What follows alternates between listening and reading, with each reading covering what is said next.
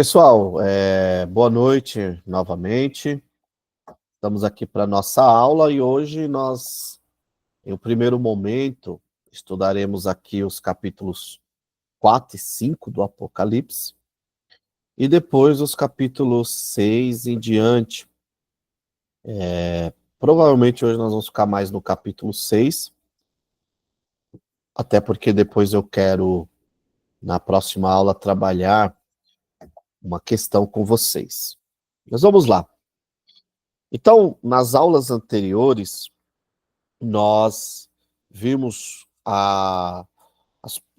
no primeiro momento as características do Apocalipse, depois estudamos o tratamento de Jesus com cada uma dessas igrejas, né, das 7 igrejas ali da Ásia Menor, e percebemos que as igrejas, mesmo sendo perseguidas, mesmo passando ali por momentos de lutas, elas tinham muitos problemas internos. E isso é uma oportunidade, meus irmãos, de nós tirarmos do radar aquela ideia de que a igreja não tem, é um lugar que não tem problemas. A igreja de visível, essa igreja ela tem muitos problemas. Por quê? Porque é o ajuntamento de pessoas com culturas diferentes, pensamentos diferentes. Algumas são salvas, outras não. E tudo isso faz com que a dinâmica da igreja, muitas das vezes, saia um pouco do padrão. Então, não existe igreja perfeita, tá bom? Existe uma comunidade com pessoas sendo aperfeiçoadas a fim de que possam chegar à estatura de Cristo. Uma outra coisa que essas igrejas, 7 cartas às igrejas da Ásia, nos mostram, é que é um mito achar que só porque a igreja ela está sendo perseguida, que não há problemas dentro dela. Nós vemos que, por exemplo, a igreja de Tiatira, a igreja de Pérgamo, igrejas que estavam sendo perseguidas duramente e que mesmo assim tinham problemas internos, problemas a serem resolvidos.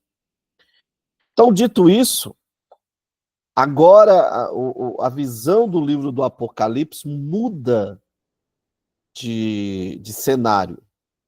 O Apocalipse ele tem uma tensão que é muito interessante e que é justamente isso que torna a leitura do livro do Apocalipse uma leitura desafiadora. Por quê? Por conta do seu gênero e da não compreensão do gênero apocalíptico, que muitas pessoas não têm. A pessoa não tem uma compreensão do gênero e ela quer ler o Apocalipse, ela quer pregar o Apocalipse, sendo que o Apocalipse, para que eu possa compreendê-lo, e hoje na aula ficará muito visível isso, eu preciso visitar principalmente, eu preciso visitar o Antigo Testamento.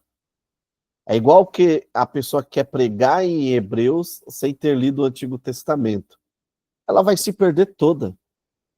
A mesma coisa é com o Apocalipse. Quer pregar o Apocalipse, entender o Apocalipse, e não leu, não compreendeu o Antigo Testamento. E qual é a tensão que o livro do Apocalipse vive? A tensão do que aconteceu, do presente e do que há de acontecer. Então, o que aconteceu, o que está acontecendo e o que acontecerá. Bem verdade, e daqui a pouco trabalharemos isso, que depende muito da perspectiva que eu estou lendo o livro. Eu sempre falo que para nós que estamos com um balde cheio de pipoca, na frente da Netflix, assistindo Vingadores, é muito fácil ler o Apocalipse e falar, é tudo futuro. Do capítulo 4 em diante é tudo futuro. Mas aquele irmão que está neste momento na África, na Coreia do Norte, na própria Venezuela, ou quem sabe até mesmo no próprio Brasil, sendo perseguido, que vê a sua vida correr o perigo de morte, e que viu ou vê pessoas morrendo por causa da fé, essas pessoas, por exemplo, no capítulo 6 de Apocalipse, versículo 9, aquelas vidas que vêm, que são mortas, os mártires, eles olham e dizem, isso daqui está acontecendo comigo. Eu já estou vivendo esse período de tribulação. Então, dito isso, uma outra questão que eu preciso deixar bem claro, irmãos. Apocalipse é palavra de Deus. Sistemas escatológicos são visões, sistematizações que igrejas fazem, baseado na Bíblia, é claro, das suas opiniões acerca do fim.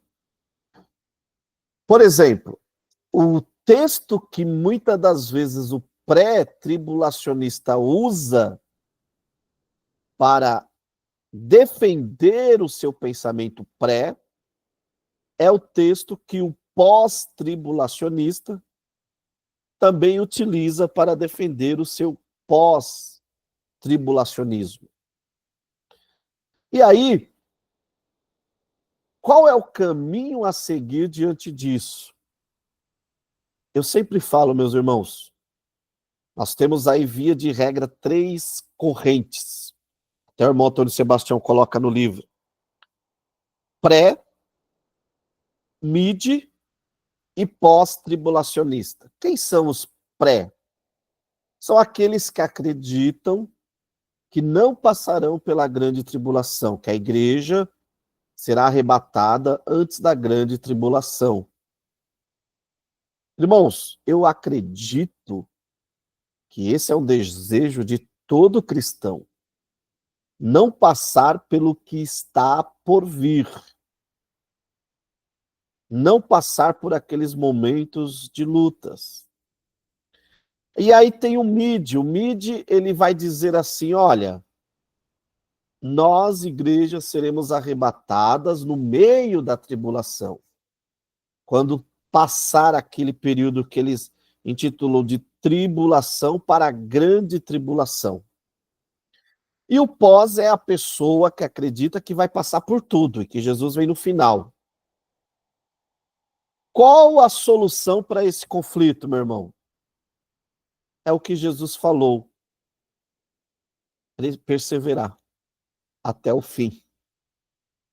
Então, eu sempre digo assim, que aquele que está esperando Jesus voltar no final, e Jesus volta antes da grande tribulação, esse irmão será um bem-aventurado, porque ele está se preparando para uma pedrada.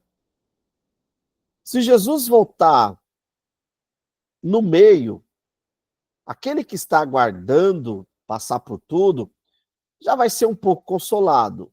E o pré vai ter que esperar um pouco.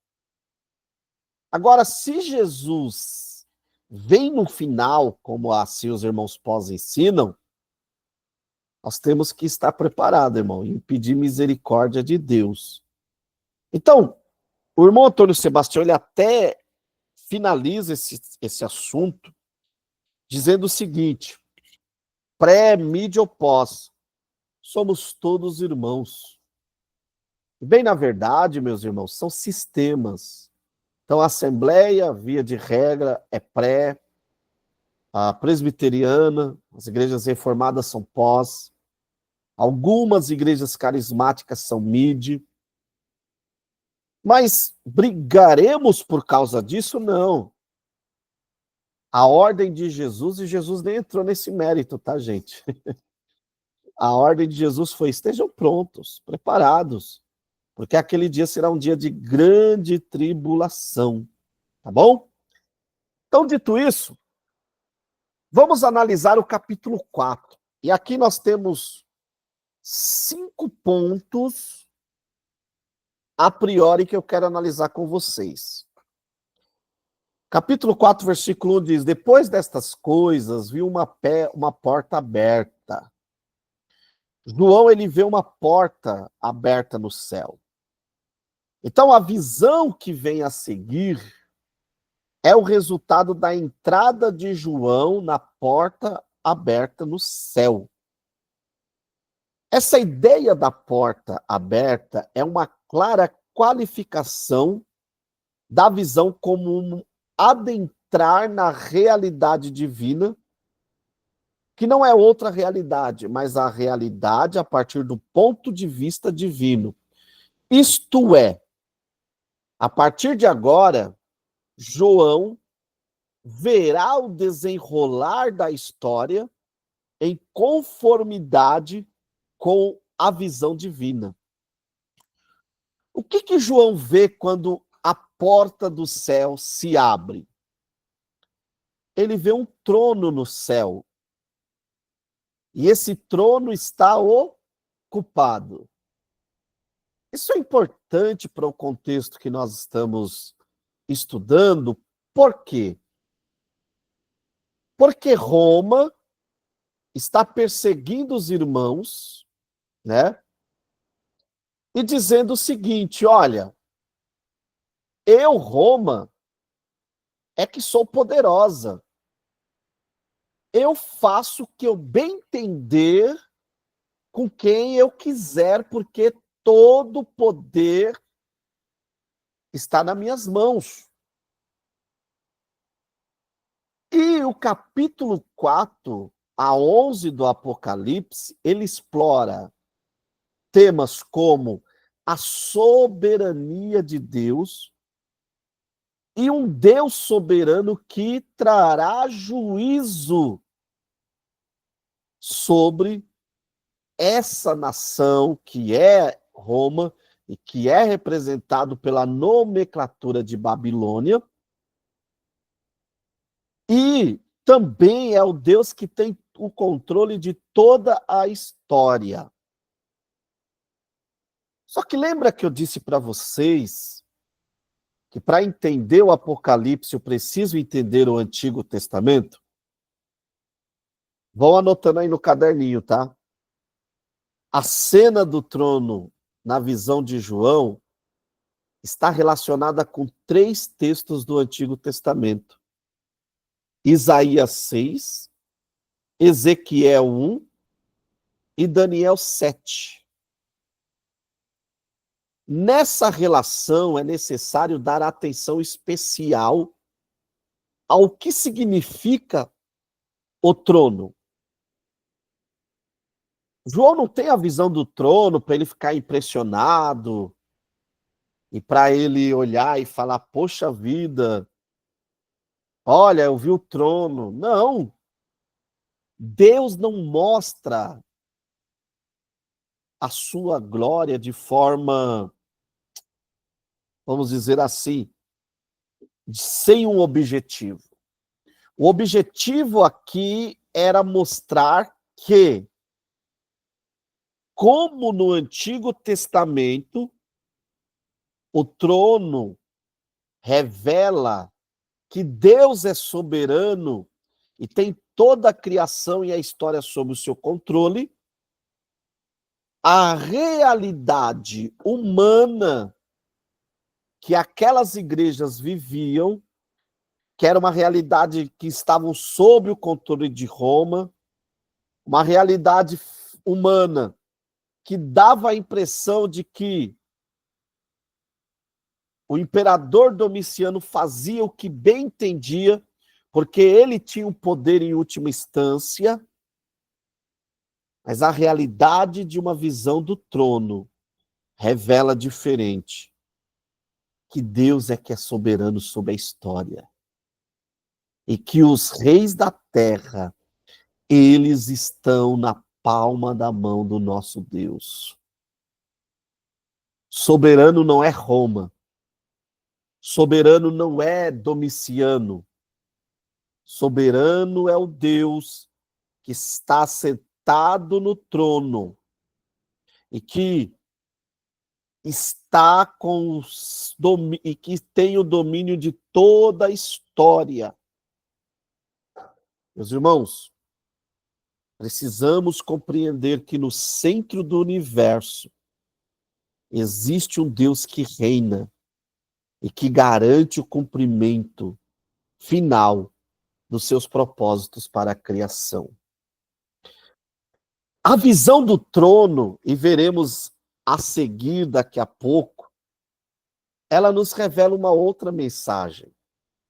Para a igreja, ela revela um Deus soberano que julgará os ímpios, que trará juízo para Roma, mas, ao mesmo tempo, essa soberania também desdobra-se no fato de um Deus que fez uma aliança com a sua criação e que, mesmo no seu juízo, ele não destruirá toda a obra de sua mão. Porque qual artista destruiria o quadro que ele pintou com tanto zelo, com tanto amor? Deus pintou essa criação. Veremos daqui a pouco. Mas vamos lá. João vê o trono habitado. E ele diz: e havia no céu uma porta, dizendo: sobe aqui e vê o que deve acontecer depois dessas coisas. Fui imediatamente arrebatado em espírito e vi um trono no céu, com alguém assentado sobre ele. O trono está ocupado, irmãos. O trono fala da soberania de um Deus que está sentado, cuidando de todos nós. Mas João vê a aparência, ele diz: aquele que estava sentado tinha a aparência semelhante a uma pedra de jaspe sardio. O que é essa aparência? A visão que João tem de Deus é inexprimível em linguagem humana. Então, João prefere comparar a semelhança que ele vê de Deus com pedras preciosas. João aqui não tem a intenção de sugerir significados especiais para essas pedras, como para nenhuma pedra do Apocalipse. Ele somente tem a missão de retratar o que ele está vendo. Então, por isso que ele usa sempre a figura semelhante. Mas olha o que diz, e isso daqui para mim, irmãos, é profundo. Ao redor do trono havia um arco-íris semelhante a uma esmeralda. É um arco-íris de uma única cor. Aí vamos lá, se lembra que eu disse para vocês que para eu entender o Apocalipse eu preciso entender o Antigo Testamento? Se eu leio esse texto aqui isolado, o que quer dizer o texto?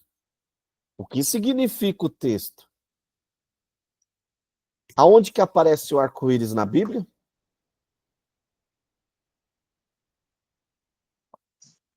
Noé, aliança. Exatamente, irmão Douglas. Gênesis capítulo 9, versículo 13 e 16. E qual é a aliança que Deus fez ali com Noé? Não ia destruir mais em água, né? Humanidade. Uma aliança, na verdade, ele fala de não destruir água, mas na verdade é uma aliança que é uma garantia da não destruição da criação por parte de Deus. Então vamos entender isso?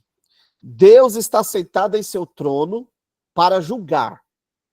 Porque a partir de agora, João verá julgamentos sobre as nações ímpias.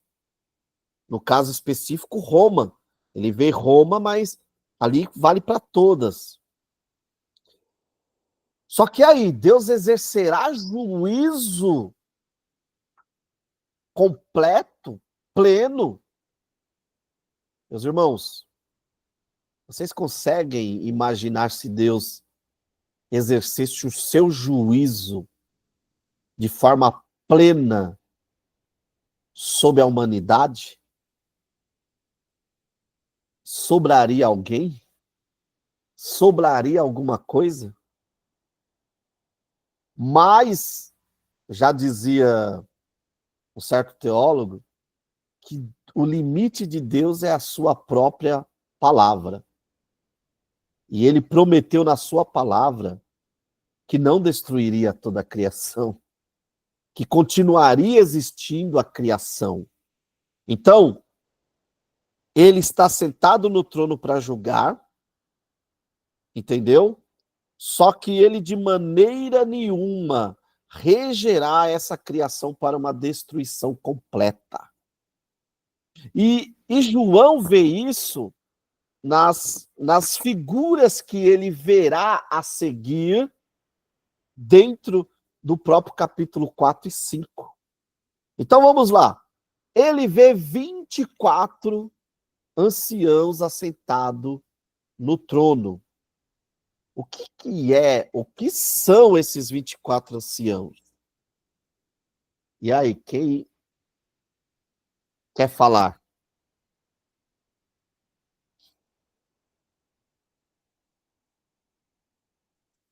Quem são esses 24 anciãos? Ah, tem várias colocações aí, pessoal. Cita. Vou deixar em um ponto de interrogação aí também.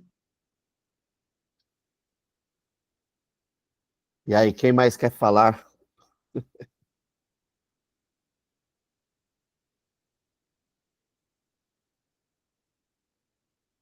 Sobre Apocalipse eu prefiro ouvir. Ó, uns falam que eles falam que é os 12. As 12 tribos que ajunta com as 12 apóstolos. É muita colocação aí. Quero aprender hoje. Pessoal, há basicamente duas interpretações dentro desse texto, tá? A primeira é que esses seres são anjos que auxiliam Deus em seu governo. Então eles usam roupas brancas típicas dos anjos. E as coroas de ouro simbolizam a sua autoridade que Deus deu a esses anjos. A segunda interpretação, e é a que mais vai se adequar ao contexto de todo o Apocalipse, é que os 24 anciãos são o povo de Deus, na totalidade, representado pelas 12 tribos de Israel e pelos 12 apóstolos de Cristo. Nesse caso, as vestes brancas simbolizam a purificação da igreja e as coroas de ouro, a autoridade conferida por Cristo para reinarem com ele. Essa segunda opção é a mais aceita dentro do contexto do texto bíblico. Por exemplo, capítulo 5, versículo 10 de Apocalipse, ainda falando deles, vai dizer, vai nos dar esse insight de que esses povo de Deus, que somos nós, eles serão constituídos como reinos, reino, sacerdotes e que reinarão sobre a terra. Então, essa é a ideia, tá bom? Essa é a ideia. Eu, particularmente, também penso que seja isso. Não que seja que João esteja se referindo aos 12 filhos de Jacó e aos 12 apóstolos, mas que João vê tem na sua visão esses 24 anciãos como símbolo de todo o povo de Deus. Deus não faz distinção entre os salvos do antigo e os salvos do novo. Estão todos dentro da aliança, todos são povo de Deus. E todos foram salvos pela graça e reinarão com ele. Então essa é a ideia, tá bom? Eu não sei se vocês já escutaram essa, mas as duas interpretações principais são essas. Há quem acredite que são anjos. Eu, particularmente, acredito nessa segunda opção, que fala que é a totalidade do povo de Deus. Tranquilo? Podemos avançar? Legal, então vamos lá. João também vê vozes e trovões, versículo 5. Do trono saíam relâmpagos, vozes e trovões diante do trono. Estavam acesas 7 lâmpadas de fogo, que são os 7 Espíritos de Deus. Vamos lá, vamos entender isso daqui? Vozes e trovões. Partindo do pressuposto, para entender o Apocalipse, eu preciso entender o Antigo Testamento. Essa cena de vozes e trovões lembra a cena de qual passagem do Antigo Testamento?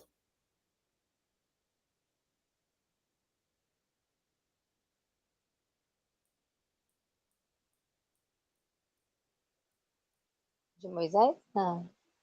No monte? Perfeito, Lígia, perfeito. Moisés, lá em Êxodo 19, 16. Vai anotando esses textos aí, tá? No seu caderninho. O que aconteceu quando a presença de Deus se manifestou ali, levando e fazendo uma aliança com o povo? Ó, você lembra que eu falei de aliança? O arco-íris fala de uma aliança que Deus fez com a sua obra, de uma aliança que Deus fez com com o seu povo. Mais uma vez, vozes e trovões, vamos assim, nos levando, nos lembrando a cena do Êxodo, no contexto em que Deus dá ou firma uma aliança com o povo de Israel. Isso é muito interessante porque no livro do Apocalipse, a abertura do 7º selo, o toque da última trombeta, o derramamento da última taça, todos eles são acompanhados de vozes, de trovões. Isso é uma característica do gênero apocalíptico, que é o quê? Enfatizar o caráter intimidador do juízo de Deus. Ou seja, o Apocalipse tem uma missão, uma proposta de mostrar que a ira de Deus, que a grandeza, o juízo de Deus, não é algo para o homem encarar como brincadeira. É algo sério.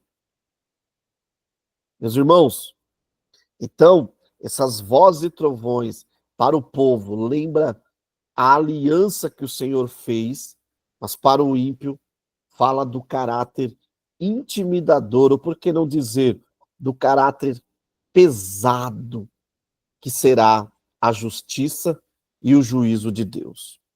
As 7 lâmpadas falam da onde? Aonde que essas 7 lâmpadas nos lembra?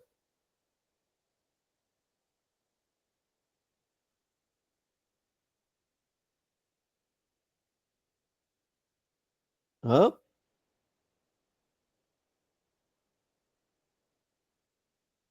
Aonde no Antigo Testamento eu encontro paralelo com essas 7 lâmpadas? 7 lâmpadas. Ah,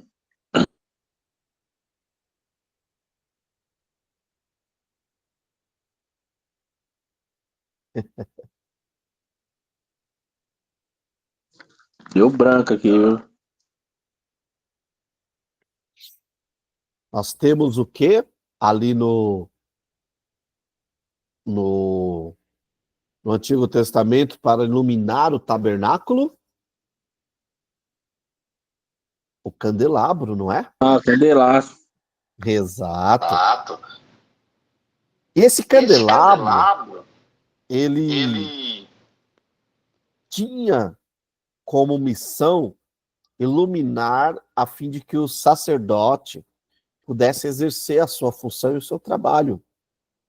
Note que fala de 7 lâmpadas de fogo, que são 7 espíritos, simbolizam ali os 7 espíritos que simbolizam o Espírito Santo. Irmãos, quem ilumina a igreja para exercer o seu trabalho, o seu papel nesse mundo tenebroso, nesse mundo cheio de trevas, sem dúvida, é o Espírito de Deus. Então, eu não posso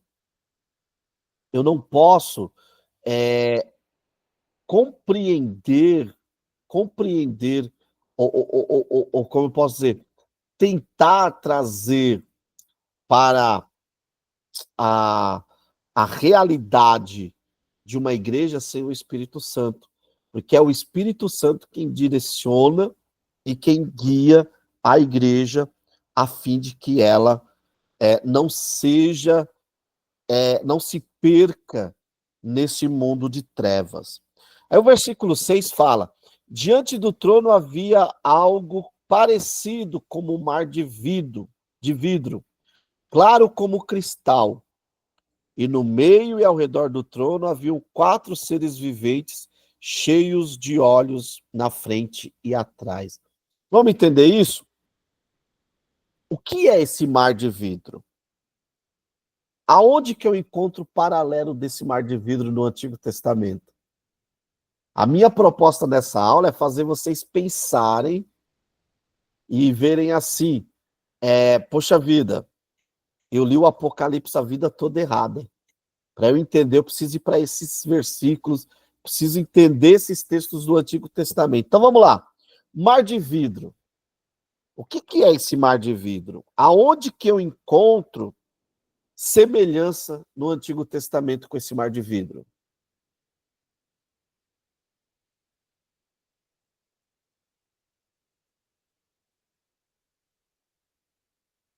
Ali numa Moisés Mar Vermelho não tem nada a ver, não, né? País. Não.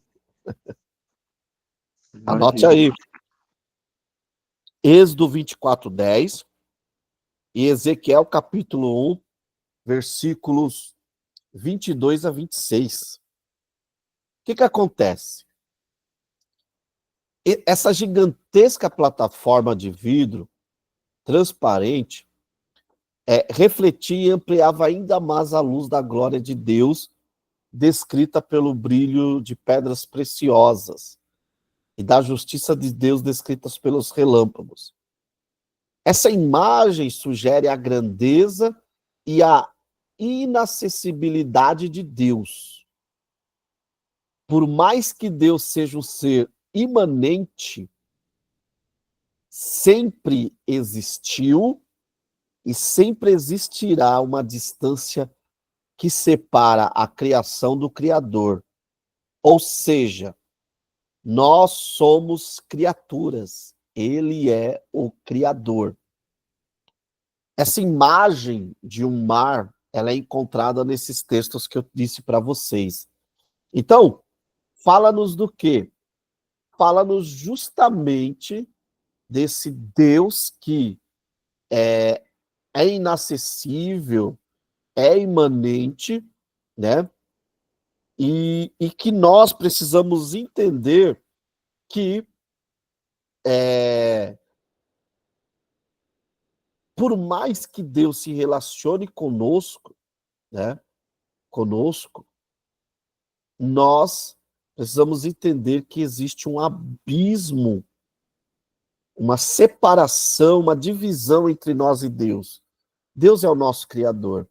Esse texto, ele é um chamado, pessoal, a uma coisa que as pessoas hoje se esqueceram um pouco, que é a questão, é a ideia de quem é Deus. De um lado, tem aqueles que tratam Deus como se Deus fosse um pet, como se Deus fosse um bebê, uma criança. Deus faz o que eu quero. E não é bem por aí. Deus é soberano. É Ele quem manda. E eu obedeço. Por outro lado, tem uma infantilização da pessoa de Deus. Uma infantilização relacionada a Deus. Vem cá, Deus, eu vou fazer um carinho no Senhor. Vem cá, Deus, faz um carinho em mim. E esse texto, ele nos mostra a grandeza de Deus.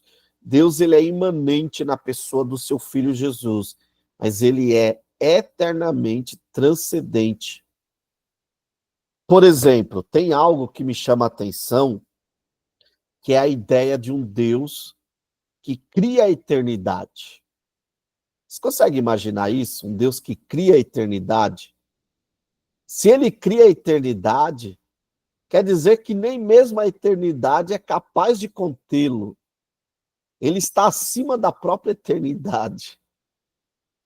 Deus, ele não existe, Deus é eterno, Deus é todo-poderoso. Então, a ideia aqui é justamente essa. E aí, pessoal, avançando, nós temos a figura dos 4 seres cheios de olhos.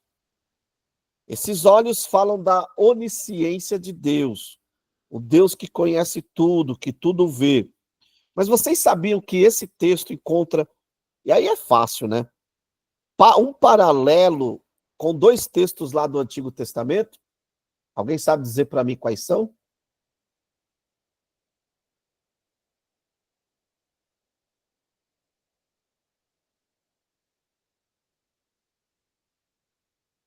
Hã? Qual é a pergunta, Sérgio? Tem como repetir, por favor? Esses seres com os olhos, com o corpo cheio de olhos, representado aí pela figura de 4, de um homem, de animais, ele encontra um paralelo com textos lá do Antigo Testamento. Quais são esses textos? Essa é mais fácil, né?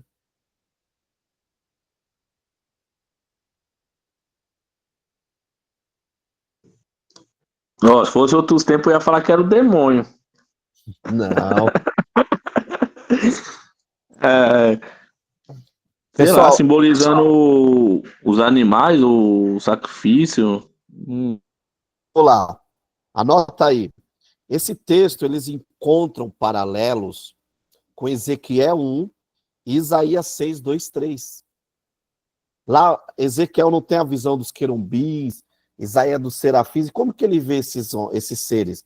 Cheios de olhos, com asas cobrindo os pés, né? E aí os seres viventes era semelhante a um touro, a um rosto de homem, a águia voando e a um leão. Tem pessoas, até está no nosso livro do texto, o irmão Antônio Sebastião, como a maioria de alguns teólogos, atribuem essas 4 características a Cristo, no sentido do que cada uma delas fala de um evangelho. Então, por exemplo, o leão seria o evangelho de Mateus, que fala da realeza, né? O touro seria o evangelho de Marcos, fala de serviço, fala de paciência. O homem seria o evangelho de Lucas, que fala da humanidade de Cristo. E a água, o Evangelho de João, que fala da divindade de Cristo. Pessoal, nenhum problema para quem acha isso. No entanto, se lembra do começo da aula que eu disse que o contexto do Apocalipse 4 é redenção da criação? Quem lembra disso, dá um joinha aí.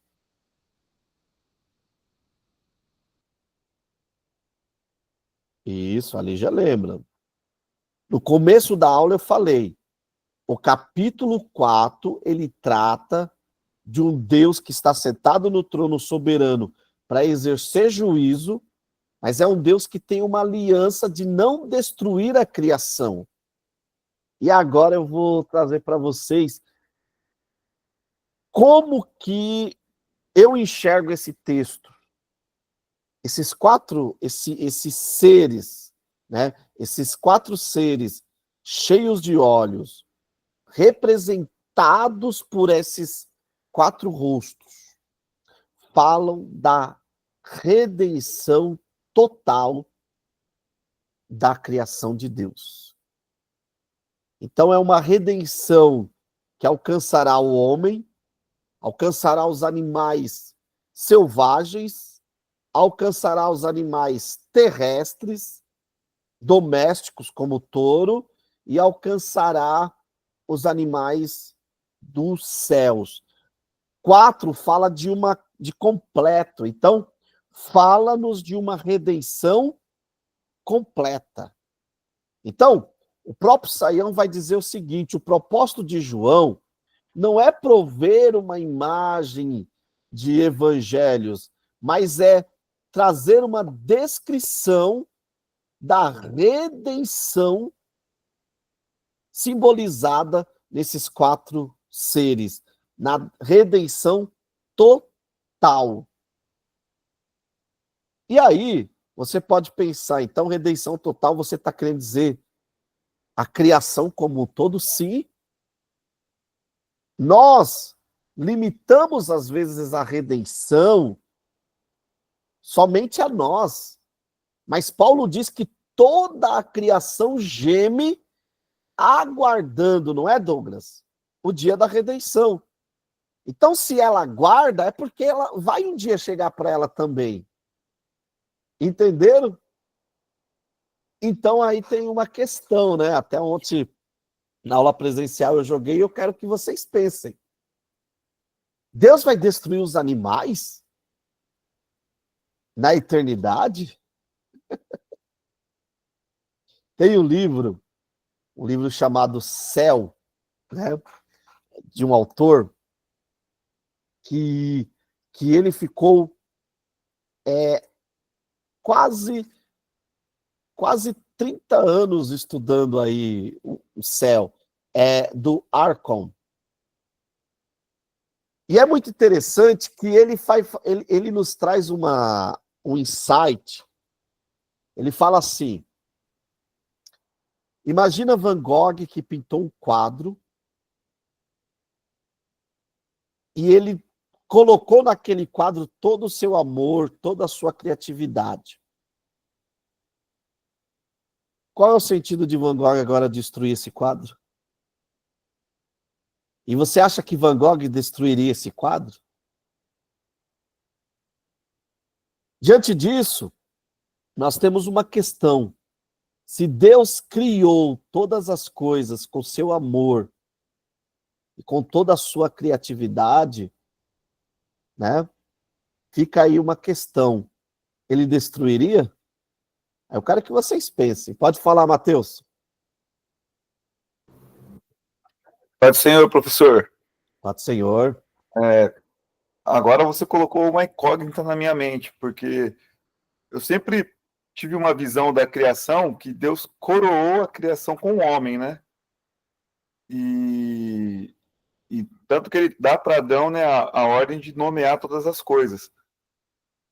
E nós fomos, né, criados à imagem e semelhança de Deus. Então, eu sempre pensei no plano da salvação num âmbito mais individual. O homem precisa ser salvo porque o homem pecou, né? Os animais, a terra em si, a terra, embora amaldiçoada por causa do pecado do homem, né? Mas eles em si, eu nunca imaginei, assim, como necessitados de um plano de redenção. Eu sempre minha mente, a caixinha é: o homem precisa ser salvo, porque o homem pecou, porque ele fugiu do propósito de Deus. Já os outros animais, né, os outros seres viventes, eu nunca tinha refletido nessa hipótese, nessa sugestão de pensamento. Legal. Ó, vamos ler aqui. Romanos, capítulo 8, né? Capítulo 8. O versículo... Calma aí, o versículo... Deixa eu pegar aqui. Só um minuto só. Romanos, capítulo 8.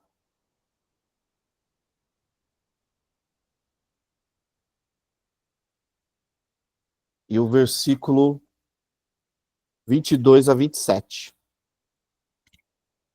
Olha o que vai dizer Mateus. Pois sabemos, vamos ler a partir do 20, ó. Vamos ler. Vamos ler a partir do 18. Considero que os sofrimentos do presente não se podem comparar com a glória que será revelada em nós, né? Pois a criação aguarda ansiosamente a revelação dos filhos de Deus. Com o sentido de criação, usa-se a palavra grego kitsis, que ela designa aquilo que foi criado, ou mesmo caracterizar o próprio ato da criação. Agora que vem a pedrada. Aqui se trata da criação não humana, que sofre as consequências da queda humana. A expressão "mas por causa daquele que a sujeitou na esperança" indica que foi Deus quem sujeitou a criação à inutilidade. Eu vou explicar isso daqui para você, Mateus, você vai entender. Quando Adão e Eva pecaram, havia uma maldição imediata que os alcançaria. Alguém sabe dizer qual é essa maldição? Morte? A morte. Eles morreram? Não. Por que que eles não morreram?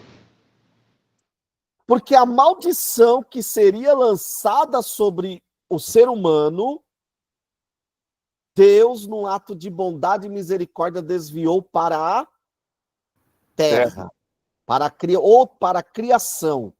Ou seja, sujeitando a criação a esse ato de escravidão. No entanto, o homem precisava sentir e sofrer a maldição da sua culpa. E aonde foi que a humanidade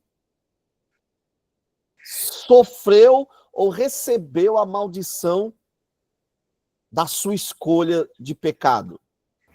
Sair do Éden, não ter mais o fruto da vida. Não, A terra gerando espinhos. não. Falando do homem. O suor do trabalho? Não. Foi quando Cristo na cruz levou sobre si toda a nossa maldição. O que aconteceria com Adão ao pecar? Morreria. Quando Cristo recebe em si toda a culpa da humanidade, o que acontece com Cristo? Ele morre. A cruz, pastor Tyson diz, que a cruz é o local onde o juízo e a misericórdia de Deus, aquela linha fina entre juízo e misericórdia, se encontraram. Juízo porque Deus achou por bem moer Jesus e despejar nele toda a ira que estava reservada para Adão e seus descendentes. E misericórdia porque, e eu até me emociono, ao terceiro dia, ele ressuscitou, trazendo para nós a oportunidade de sermos redimidos. Agora, essa criação que está sujeita a essa maldição, ela também clama. Olha o que vai dizer o versículo 20. Porque a criação ficou sujeita à inutilidade, não por sua vontade, mas por causa daquele que a sujeitou. Na esperança que também a própria criação seja libertada do cativeiro da degeneração para a liberdade da glória dos filhos de Deus. Está falando de uma criação libertada, não é, Mateus? Essa criação não são os homens, essa criação é a criação, a terra. Pois sabemos que toda a criação geme e agoniza até agora, como se sofresse dores de parto.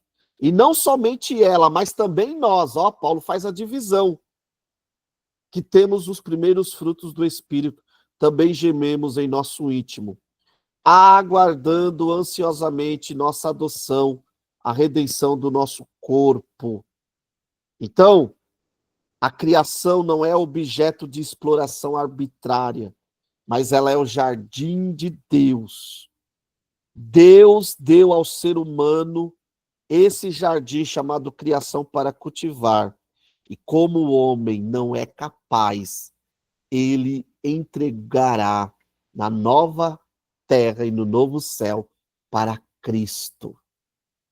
Por isso é que Cristo que vai governar, porque Cristo conseguiu esse direito ao morrer, ser obediente e ressuscitar como vencedor. Vocês estão entendendo? Então, as pessoas têm uma perspectiva, eu só vou dar uma adiantada, de que nós vamos morar no céu. E agora vem a outra pedrada, Mateus. Mas nós vamos morar no novo céu e na nova terra. João fala, eu vi descendo de Deus a cidade. Entendeu? Sabe a perspectiva que os testemunhos de Jeová desenham do paraíso? Se tem uma coisa que eles acertam quanto à sua escatologia, é nesse ponto. Porque, de fato, será um novo céu e uma nova terra. A diferença agora é que esse novo céu e essa nova terra estará mais próximo, o Gutierrez fala, da dimensão espiritual onde Deus habita.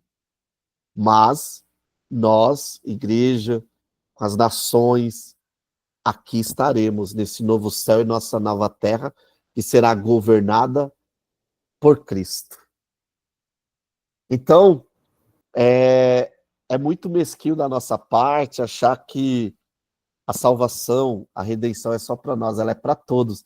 E no capítulo 4, eu particularmente acho que a leitura mais correta é essa, é de que esses 4 seres, eles representam a totalidade da criação regenerada e salva para a glória de Deus. Aí o versículo 11, Mateus, vai responder isso, capítulo 4, versículo 11 de Apocalipse, para não parecer que eu estou inventando. Eu sempre gosto de usar o texto dentro do contexto. Olha o que vai dizer. Nosso Senhor e nosso Deus, tu és digno de receber a glória, a honra, o poder, porque tu criaste todas as coisas por tua vontade. Elas existiram e foram criadas. O contexto do Apocalipse 4 é uma redenção que envolve toda, não só a criação como vemos hoje, mas a criação redimida, toda a criação. Pode falar, Sueli. Sérgio, você está falando sobre o novo céu e a nova terra, né? Certo? Você falou que nós vamos viver no céu. Não, nós vamos viver na terra. Ou vamos... O novo céu e a nova terra será aqui mesmo, né? Na terra, né? Exatamente. Porque o salmista fala que nós herdaremos a terra, né? Porque eles falam muito sobre a terra, né? Mas aí, se não acreditar, Seria impossível viver aqui, né? Se Cristo não redimir nós, né? Aí Ó, será a Nova Jerusalém, é isso? exatamente. Apocalipse capítulo 5, versículo 10. Olha o que diz. E os, con... e os constituíste reino e sacerdote para nosso Deus. E assim reinarão sobre... A terra. Será um novo céu e uma nova terra, claro, numa dimensão mais próxima da esfera que Deus habita. Deus é espírito, gente. Ele habitará eternamente numa esfera espiritual, no qual nós, como seres humanos que possuímos um corpo, teremos acesso, mas a nossa habitação será nesse novo céu e nossa nova terra, que terá como governador, presidente, reino, príncipe, senhor, nada mais, nada menos que o Senhor Jesus. E as nações, o Apocalipse diz, que continuarão existindo. Claro, nações agora obedientes e convertidas a Cristo. E elas irão uma vez por ano a Jerusalém prestar culto ao Deus Todo-Poderoso. A Jerusalém ali, claro, nós estamos falando aqui, possivelmente fala do lugar da habitação, que essas nações, esses povos agora redimidos, adorarão ao Pai aonde? Em espírito e em verdade. Aí se cumprirá o que Jesus falou, nem aqui, nem em Jerusalém, mas em todo lugar. Adorarão ao Pai em espírito e em verdade. Tranquilo, minha gente? Podemos continuar? Tranquilo. Ou seja, então no caso aí a colocação que o pessoal fala dos animais aí, então os animais tipo, não vão ser destruídos nessa... Que é uma das perguntas que o pessoal faz muito, né, hoje em dia, né? Sobre esses animais, para onde vão. Então, é assim, os animais não possuem uma alma como nós, no sentido de eles são sensoriais, entendeu? Mas é o que eu falo. Eu, Sérgio, particularmente, acredito que a redenção foi para atingiu todos. E o texto de Paulo diz que a criação está ansiosa, aguardando esse grande dia. Vai chegar o dia deles também, entendeu? Se eles louvam ao Senhor, por que não participar da glória do Senhor? Entendeu? Ah, entendi. Então, assim, só. Então, não é o pecado ali de Adão e Eva atingiu tanto ele como o ser humano, né? Então, a redenção de Cristo também trouxe essa limpagem, né? Limpou também, serve para eles. Sim, sim. Fala, Ah, Matheus. Professor, só para deixar claro, aumentou a régua, né? Porque caiu a ficha aqui que cada detalhe antes da queda do homem tinha um propósito, na queda do homem continuou tendo um propósito, e na plena redenção continua tendo um propósito. Seja a vegetação, seja os mares, seja os animais, tudo Sim, vai participar da grande redenção de Deus. exato, porque aí esse livro Céu, o autor ele trabalha o seguinte, ele fala assim, se o céu manifesta a glória de Deus, né, não faz sentido ele deixar de existir. Claro, será feito tudo novo. Assim como o homem não é feito uma nova criação, uma nova criatura, assim também essa criação que hoje existe, ela passará por uma renovação de Deus, que virá por meio do fogo, né? Então é nesse sentido. Professor, se o senhor me permite uma comparação, que agora eu peguei aqui nesse pensamento. O homem pecando, né, a terra é amaldiçoada.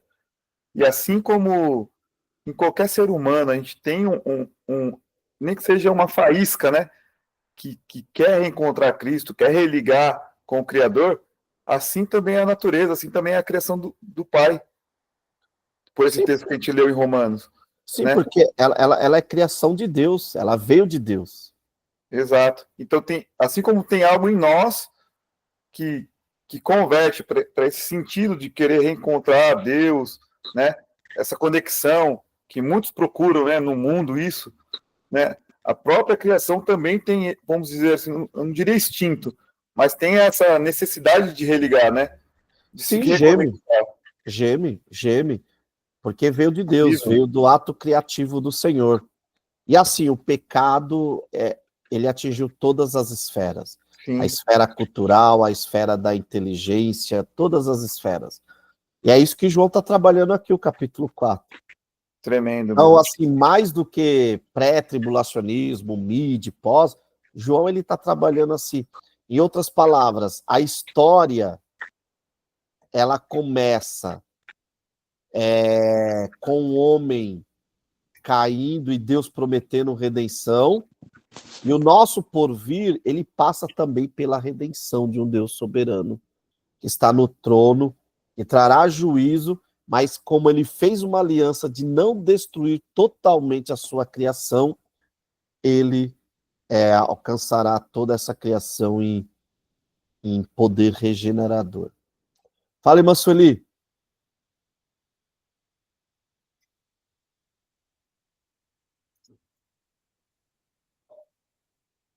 Eu acho que ela levantou sem querer. Pessoal, vamos continuar então aqui, tranquilo, capítulo 4. Chegamos agora no capítulo 5. O capítulo 5 acontece, vamos dizer assim, João ele tem essa visão do trono, que fala da criação, que fala da regeneração dessa criação. Agora, João, ele tem a visão de um livro selado. O Apocalipse, ele faz parte de um gênero chamado apocalíptico. E lá no Antigo Testamento tem um apocalipse canônico, que é o livro de Daniel.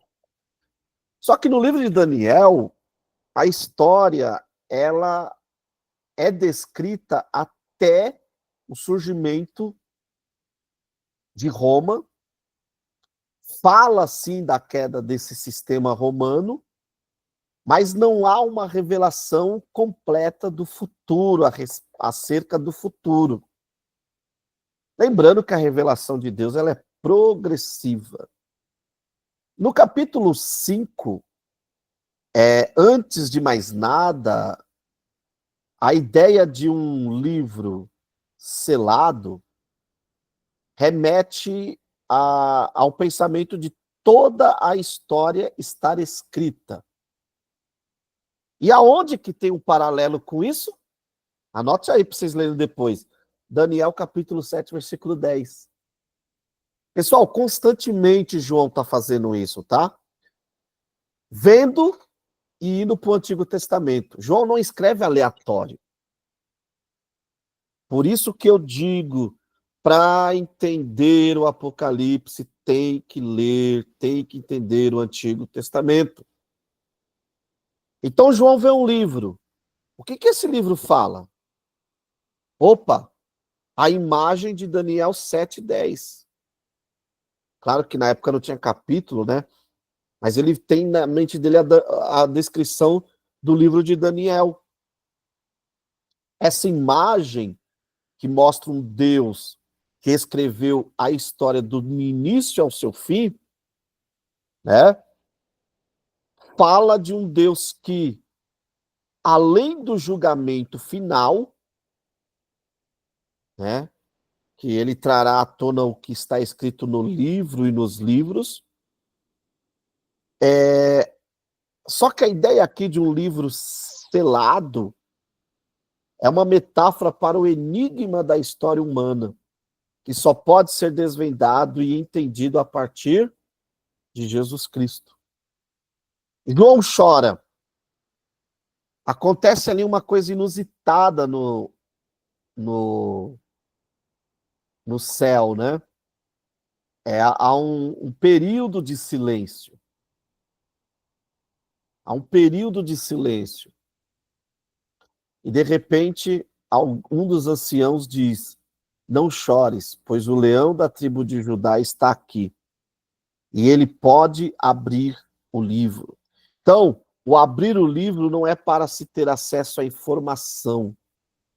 Na verdade, o abrir o livro diz respeito à autoridade de colocar em prática o que está escrito ali. E só quem poderia colocar em prática o que estava escrito naquele livro era o ator principal, pois somente Jesus foi digno de abrir. E é engraçado que o ancião se refere a ele como o leão da tribo de Judá, se referindo a Gênesis 49:9. E a raiz de Davi, se referindo a Isaías 11:10. Mostrando que Cristo, somente ele tem essa autoridade. Mas por quê? Porque antes de ser o leão, o versículo 6 e 7 o apresenta como o cordeiro. Antes de ser um leão, ele é o cordeiro. E aí uma coisa interessante, que a imagem do cordeiro, ela é paradoxal com a imagem de um leão. João vê um cordeiro que parecia estar morto, né? E esse cordeiro tinha autoridade, tinha onisciência, esse cordeiro tinha poder, e todos se prostravam diante dele. O versículo 8 que fala, né? Logo que pegou o livro, os 4 seres viventes, os 24 anciãos, prostraram-se diante dele, tendo cada um deles uma harpa e taças de ouro cheias de incenso. Anota aí. João está usando a figura do Salmo 141:2, onde fala que agradáveis a Deus são as taças de ouro e os incensos dos seus servos. Então, nessa cena memorável e impressionante, tanto a criação representada pelos 4 seres viventes, como a igreja, as pessoas representadas pelos 24 anciãos, adoram ao Cordeiro na eternidade. Dizendo o quê? Tu és digno. Tu és digno. A autoridade do Cordeiro. Aqui nós vemos que Jesus ele é comparado àquele que se ofereceu ao sacrifício. E esse sacrifício de Jesus foi para comprar para si uma igreja, onde que ele constituiu como um reino de sacerdotes.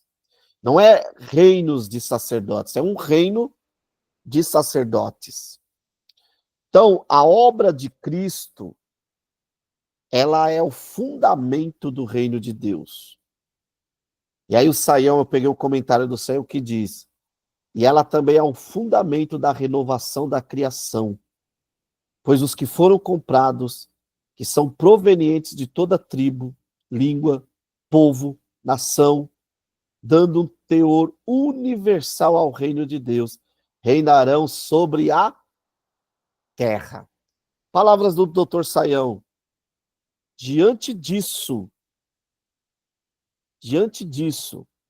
é inconcebível a ideia de uma eternidade apenas com pessoas. É toda a criação, toda. No céu, debaixo da terra, né? Do mar, no céu, tudo naquele grande dia adorará a Cristo. Essa é a diferença dessa criação hoje para aquela é que aquela adorará, toda ela terá um espírito de adoração ao Cristo que é todo-poderoso. Tranquilo? O versículo, capítulo 5, ele fala aqui os slides. Depois disso, são abertos selos. E aí chegamos nos primeiros selos que vão nos apresentar 4 cavaleiros, né? Eu queria perguntar para você, gente, quem aqui já estudou, já leu sobre os 4 cavaleiros do Apocalipse?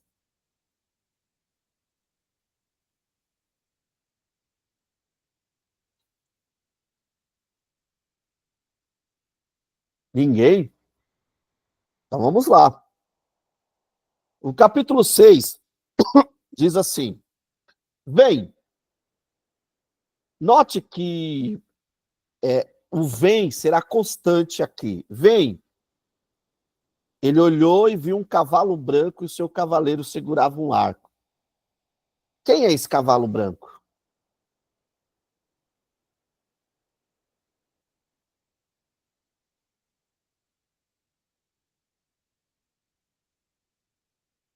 E aí? Quem ousaria, quem quer arriscar? Quem que é esse cavalo branco? Jesus Cristo aqui, né? Jesus. Quem acha que é Jesus, dá um joia.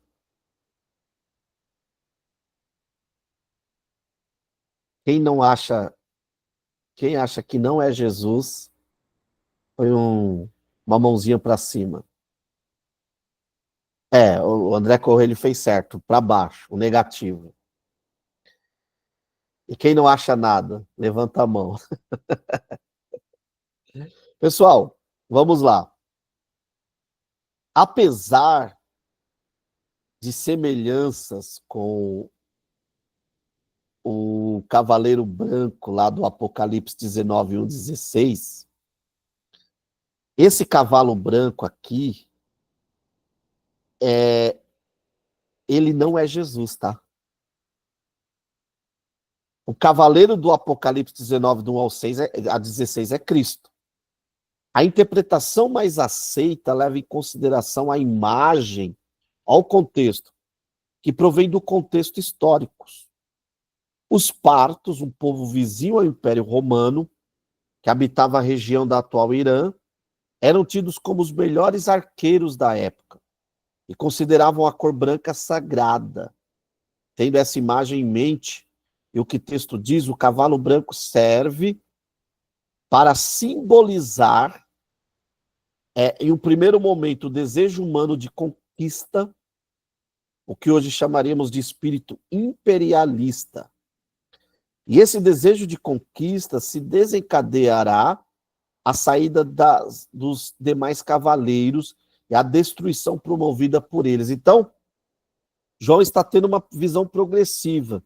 Esse cavaleiro, com seu desejo de domínio, ele vai desencadear ou liberar os outros 3 cavaleiros. Esse cavaleiro, uma linguagem profética, podemos assim dizer, ele aponta para o anticristo. O anticristo tem uma ideia imperialista. Entendeu?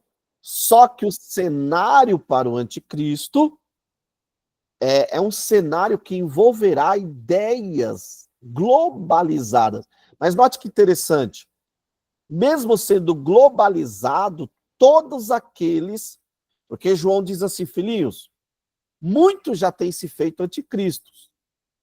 E é necessário, até que ele se manifeste.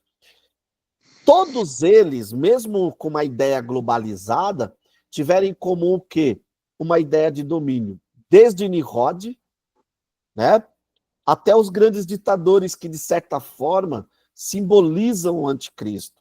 É um discurso de soberania, um discurso de nacionalismo, um discurso de democracia, de cuidado aos povos, mas por trás há uma ideia de opressão, de império.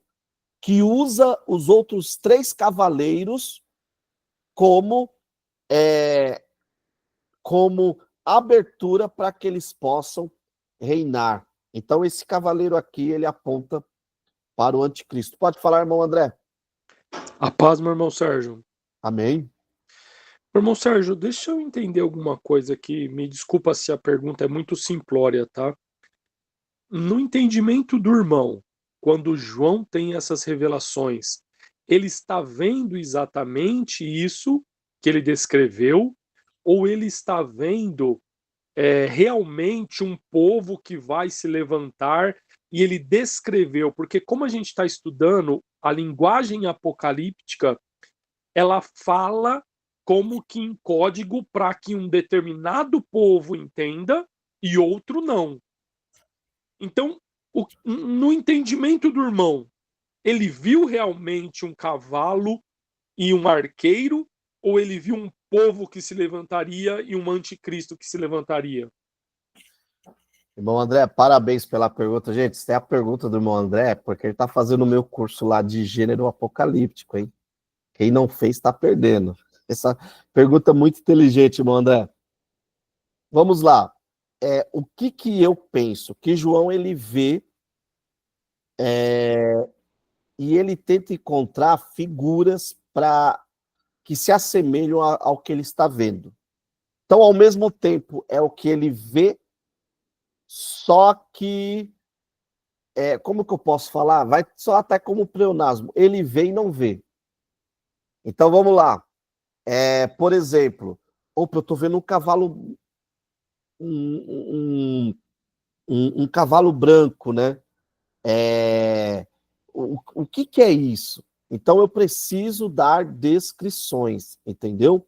No caso aqui dos cavaleiros brancos, dos cavalos brancos, vermelho, o preto e o amarelo, eu acredito, irmão André, que ele, nesse caso aqui, ele está vendo, porque ele não diz como ele vai falar das outras coisas, e vi semelhante a um cavalo, entendeu?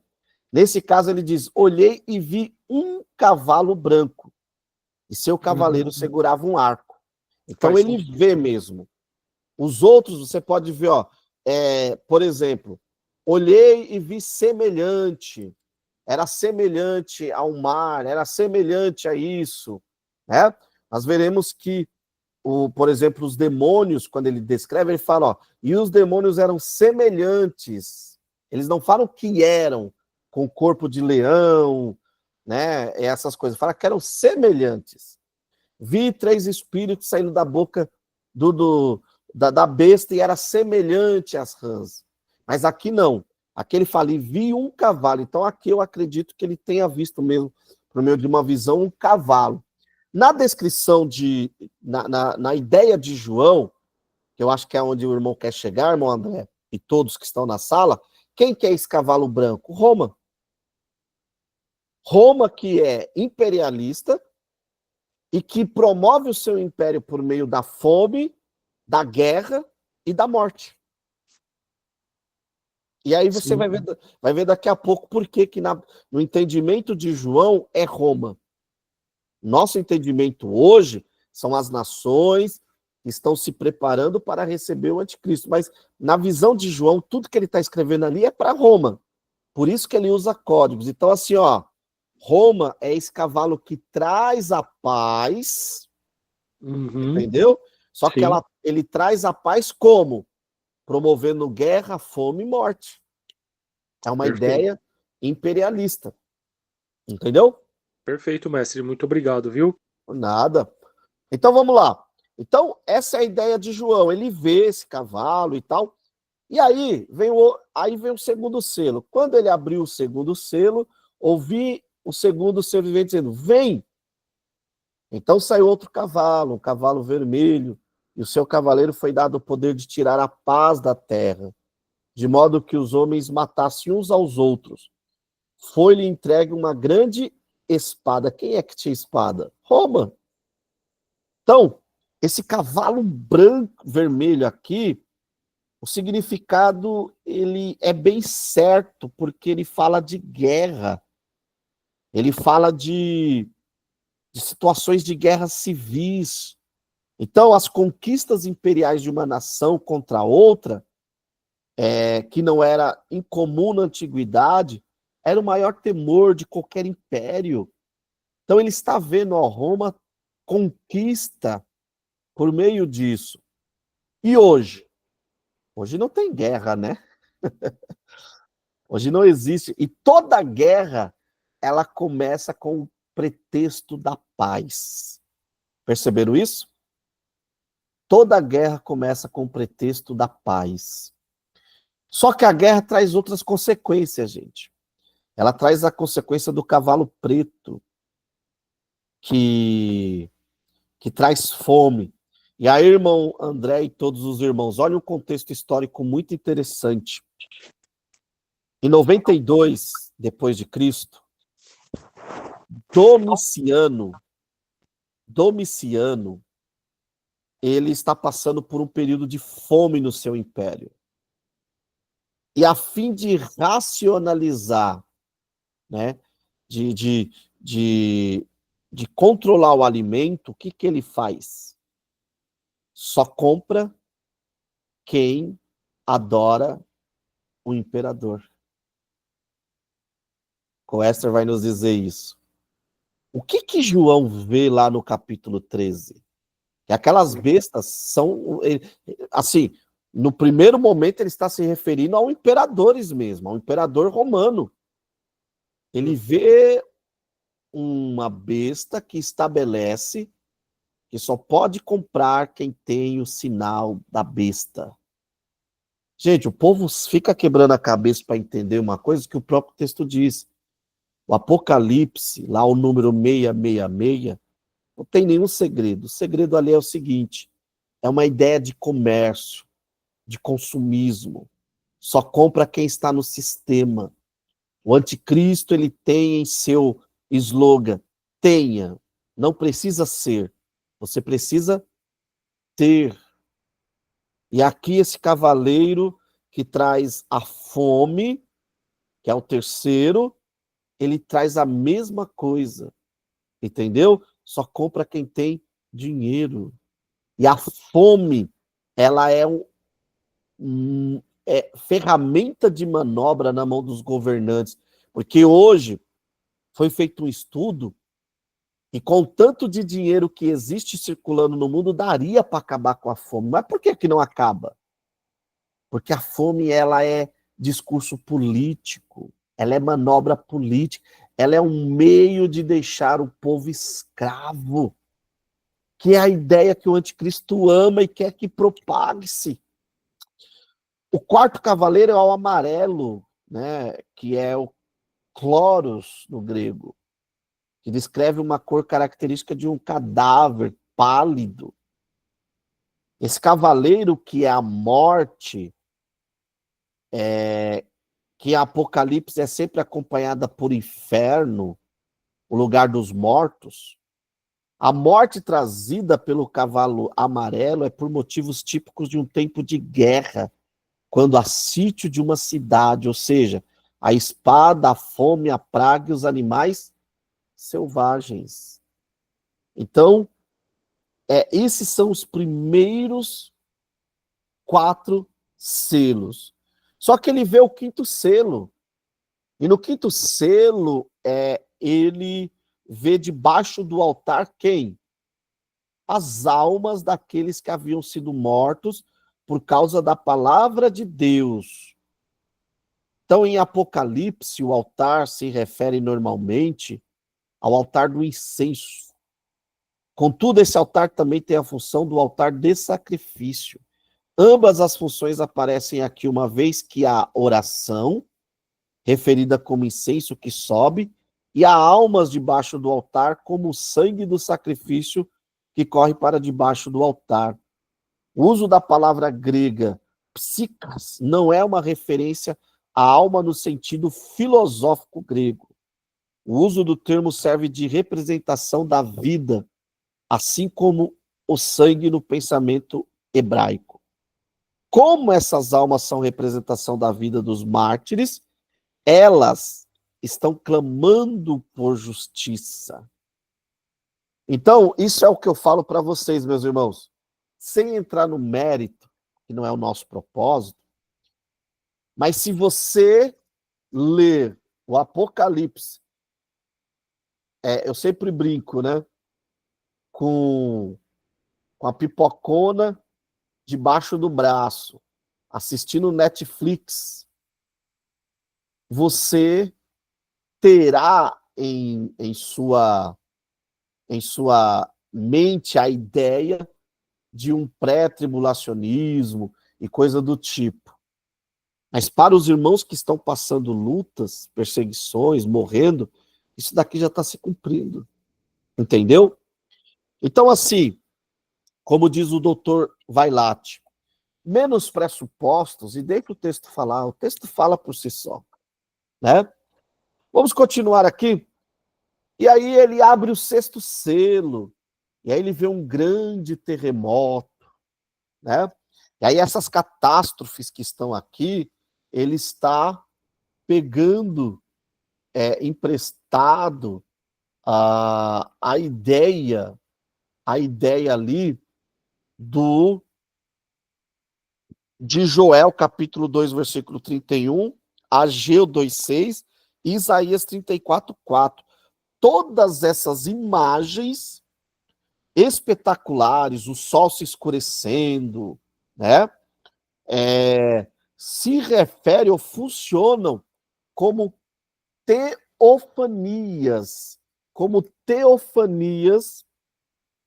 pois são manifestações preparatórias da vinda de Deus, especialmente para o julgamento, né? Fala do 6º selo. Há diversas interpretações sobre essas catástrofes. Alguns entendem esses fenômenos da natureza como literais, outros como símbolos de confusões sociais, mas não cósmicas, e outros ainda acham que o texto deve ser interpretado semiliteralmente. Anote isso, em sua dependência do Antigo Testamento, o texto parece indicar que devamos interpretá-lo como símbolos de confusões sociais e semiliteralmente. Por exemplo, profecias do Antigo Testamento utilizam essa linguagem para julgamentos históricos de Deus por meio da guerra. Isaías 13:10. Então, Sérgio, então você quer dizer que, por exemplo, o sol escurecendo, pode ser que o sol não escureça? Pode ser que seja simbólico, como pode ser que seja semiliteral. Mas a ideia principal aqui não é o sol escurecer, mas é a confusão que os últimos dias e que os homens sofrerão quando o julgamento do Cordeiro de Deus vir. Porque quem está trazendo juízo agora é Cristo. Olha o que diz. Versículos 15 a 17. Cai sobre nós. O texto ecoa a profecia de Isaías, capítulo 2, versículos 10 a 21. E a frase, quem poderá subsistir, é um eco de Naum 1:6. Toda a humanidade, começando pelos maiores e mais poderosos, temerão diante do julgamento do Cordeiro de Deus. Eles preferirão morrer sob uma avalanche a enfrentar a ira do Cordeiro. A intenção aqui é revelar o temor e a falta de arrependimento desses homens. Eles preferem morrer do que se arrepender. Ok? Entenderam? É muito interessante e parece que não há uma coerência entre o amor de Cristo e sua ira, né? A ira de Deus e sua reação ao pecado que promove a justiça. Mas, gente, na cruz foi aonde a ira e o amor de Deus se encontraram.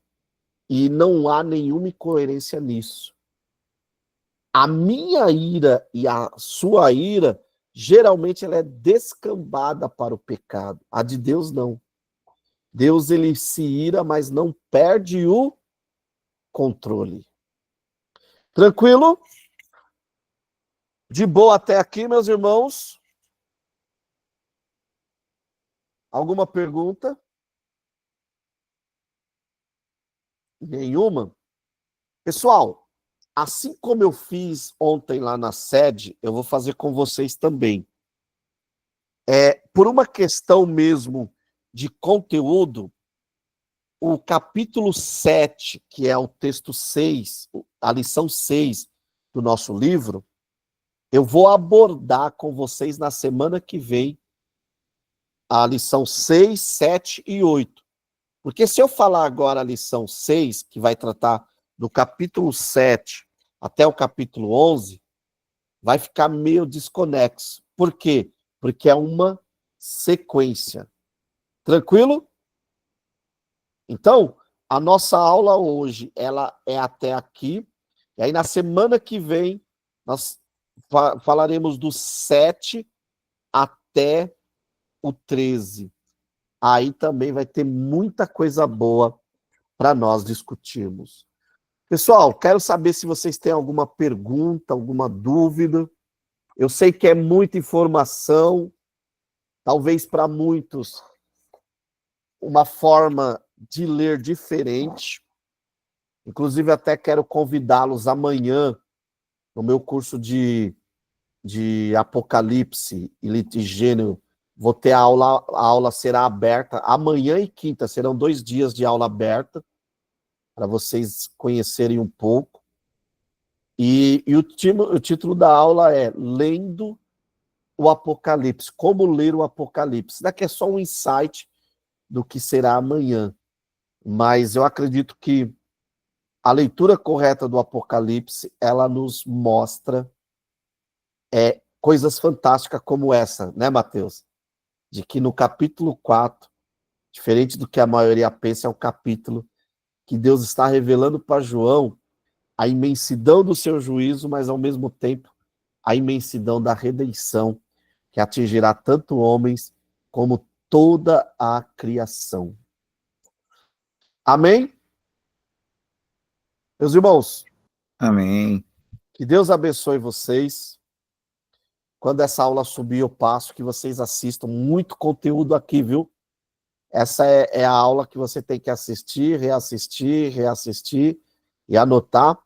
E se tiver qualquer dúvida, você pode mandar lá nos comentários que geralmente eu respondo, tá bom? Se eu não responder, tem mestres aqui na sala que podem responder também. Então, que Deus abençoe e até semana que vem com mais Apocalipse. E aí a pergunta que não quer calar, quem são os 144 mil? Quem são as 2 testemunhas? Só vou aquecer mais vocês. Quem é a besta? Quem é o 66? Muita coisa para nós discutirmos, tá bom? Deus abençoe e até terça-feira que vem nessa sala aqui. Tchau, tchau, pessoal. Tchau.